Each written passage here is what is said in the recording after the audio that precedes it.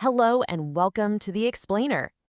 If you've ever been staring at your screen, totally stumped by a strange error like this in Dynamics 365, well, you've probably stumbled into the powerful and, let's be honest, sometimes puzzling world of advanced rules. So in this explainer, we're going to break this whole thing down. We'll look at how they work, why they can be so tricky, and how you can really get a handle on them. Okay, let's dive in. All right, first things first. Before we can even talk about advanced rules, we've got to get our heads around the absolute bedrock of financial validation in D365, the account structure. Just think of it like the required fields on a web form.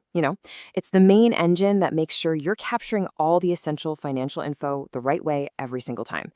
And in fact, every single ledger in the system has to have at least one of these just to know what a valid entry even looks like. So that sounds simple enough, right? But what happens when that primary engine just isn't enough for what your business needs to do? Well, here's the catch. A primary account structure is capped. You get your main account plus a maximum of 10 and only 10 additional financial dimensions. That's it. 11 total. And that hard limit, it can be a huge roadblock for certain organizations. I'm talking about industries like government contracting or nonprofits, where they need super granular data. Imagine trying to track costs against specific grants and projects and different funds, all at the same time. 11 segments just won't cut it. And that is exactly where advanced rules come into the picture. They were literally designed to solve this very problem. So what are they, really? Well, here's the most important thing to remember. They basically work like a simple if-then statement. They let you tack on extra financial dimensions to your main structure, but, and this is the key part, only when certain conditions are met. It's this simple logic that's so powerful. The system can now dynamically pop in new dimensions, but only when they're absolutely necessary. And that keeps the data entry screens clean and simple for most people, which is a huge win. Okay, so let's look at how all the pieces fit together, because this is pretty cool. You've got the rule structure. Think of that as a reusable template. Then there's the advanced rule itself, which is the glue connecting that template to your chart of accounts. The criteria, that's your trigger, the if part of the statement. And finally, the validation engine is the workhorse that pulls it all together at posting time to make sure every transaction is legit. All right, that's enough theory. Let's look at a practical example to see how this actually works in the real world. So picture this. You're a professional services firm, like a consulting company.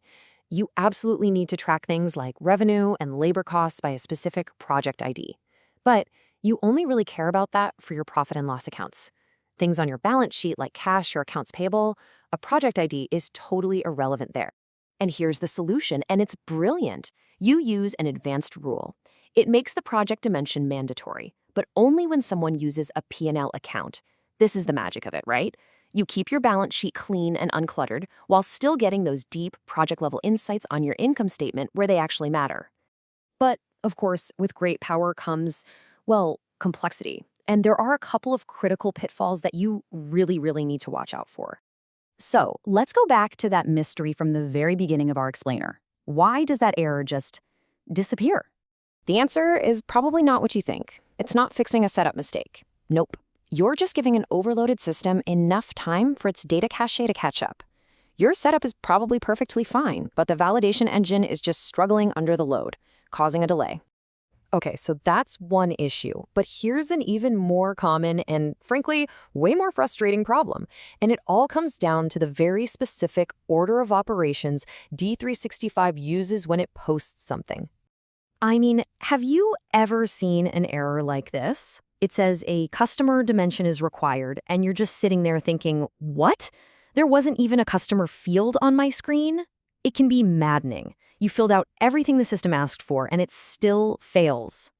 Okay, here's what's happening, and understanding this timing is everything.